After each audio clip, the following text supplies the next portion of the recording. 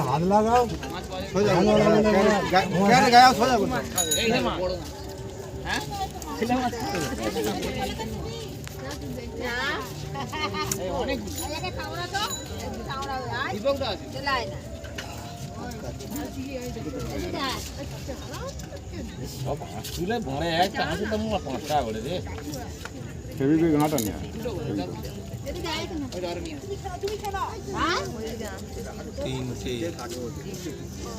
এটা ভর্তি হবে তো